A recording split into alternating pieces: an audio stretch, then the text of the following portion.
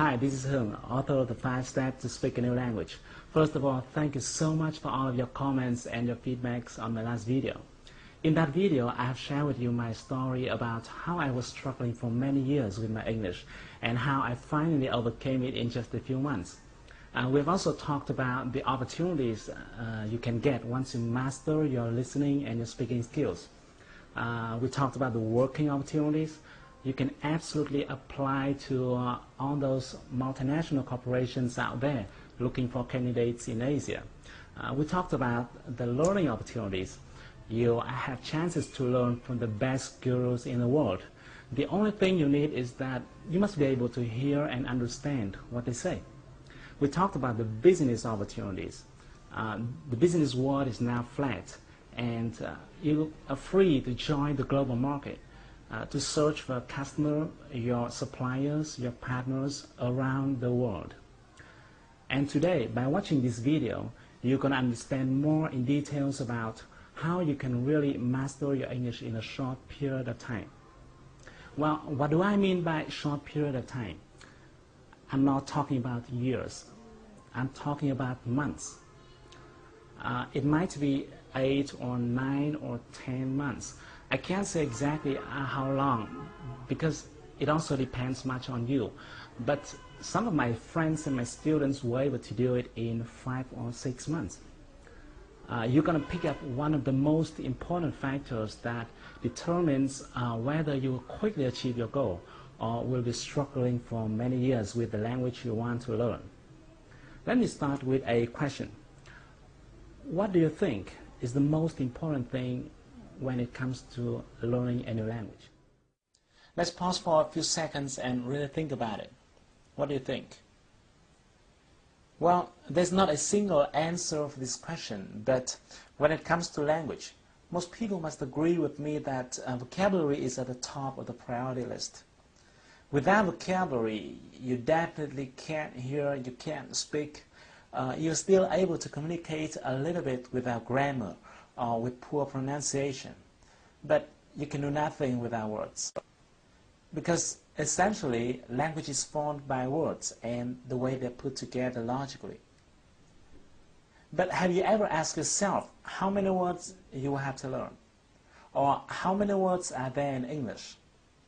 I know that most people don't make this question because people just start right away without realizing how far they have to go and how long it will take to get to the end of the road.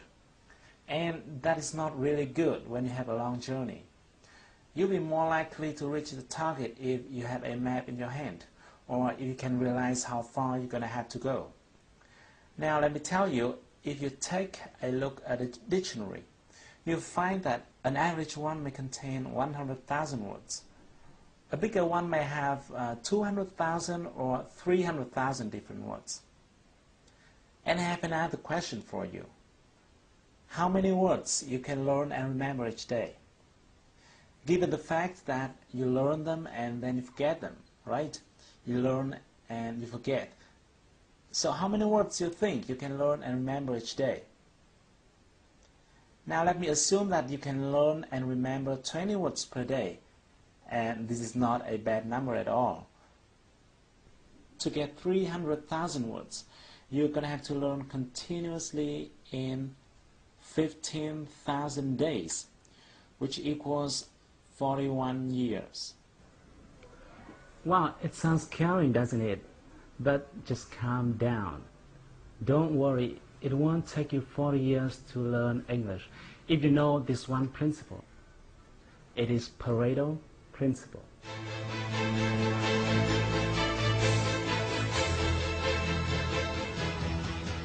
Even though you could have heard about it before, but let me give you a very quick review. Things in our world are arranged by an interesting rule, which is called the 80-20 rule. This was found by an Italian economist named Vilfredo Pareto. That's why it is also called the Pareto principle. In the beginning, he observed that 80% of the lands are owned by 20% of the population. And then he found that this number is true in many other fields as well. For example, 20% of the workers may produce 80% of the result. or 20% of the customers may bring in 80% of the revenue, or 20% of the features normally cause 80% of the usage, and so on. In fact, the rate 80 per 20 is rather a symbol than an exact number. In many cases, it could be 90 per 10 or 95 per 5. The reason why this principle became famous is because, thanks to it, people could decide where to put their efforts into, like their time, their money, their resources, in order to get the most results. And the great thing is that this principle also true in learning a new language.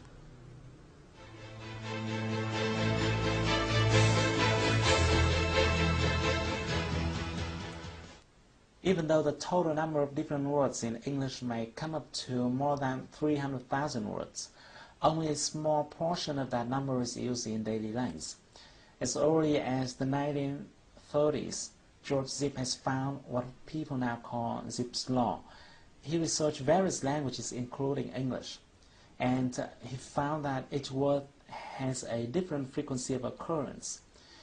In English, for example, the word "the" tops the frequency ranking with 7.5%, the word "of" following with 3.5%, and so on. Amazingly, just 130 words make up 50% of occurrences. Other studies show that Americans use somewhere from 2,500 to 3,000 most common words in their daily lives. The good news is that these 3,000 common words build up more than 95% of the content in any conversation, telephone call, email, or even books and newspapers. In other words, instead of learning more than 300,000 different words, you can focus on 3,000 most common words but still understand 95% of all conversations, emails, newspapers, and books. These most common words belong to what we call the core vocabulary. Some linguists believe that the core vocabulary should contain 4,000 instead of 3,000 words. Others think it should be 2,000. But to me personally, I think the exact number is not very important, because the bottom line here is that you will be able to master your new language by focusing on this core vocabulary.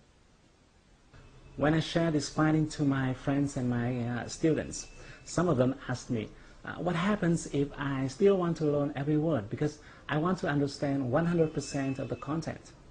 Well, if you have the same question, let me tell you the following 3 points. Firstly, I'm not telling you to stop learning after getting those 3,000 words, because once you're mastering your core vocabulary and understanding most of the language, no one stops you from discovering further to enrich your vocabulary, right? The point here is, which side do you want to focus on first? Do you want to spend years focusing on 297,000 uncommon words to understand 5% of the language? Or do you want to spend a few months focusing on the 3,000 most common words to get 95% of the language?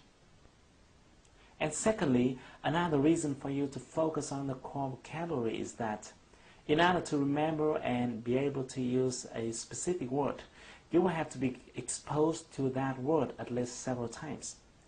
Many linguists believe that a person will need to get exposed to a certain word from 5 to 10 times to master it. And that's why it's not a good idea to spread your efforts unfocusedly. And finally, let me tell you, 95% is fine. It's fine. Think about it.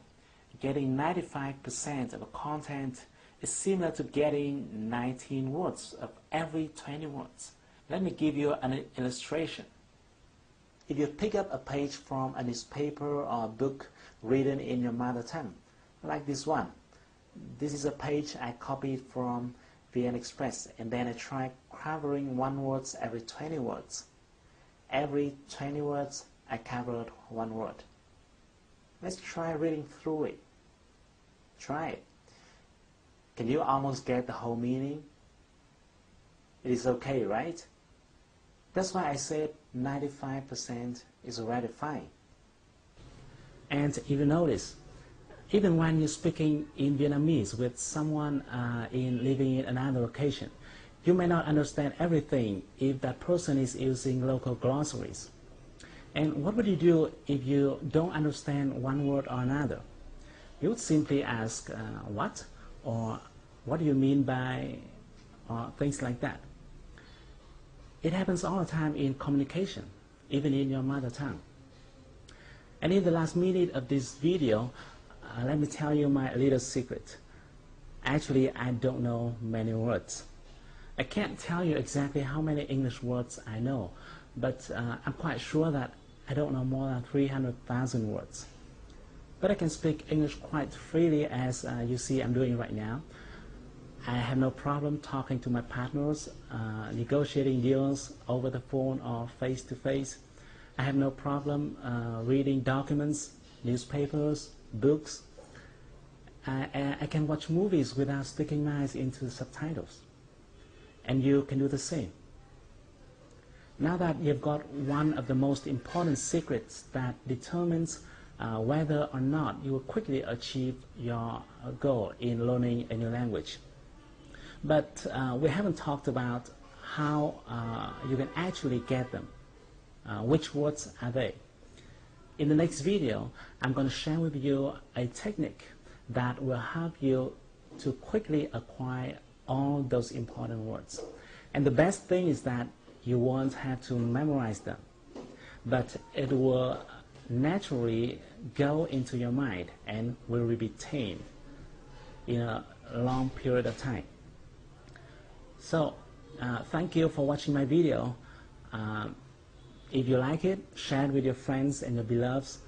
If you're using Facebook, just simply click the like button to share it with your friends. If you have any question, or even if you don't agree with what I'm telling you so far, feel free to give me your comments and your feedbacks. I'd love to hear them. So stay tuned with your inbox. I'm going to send you the next video soon. But until then, take action. Do something.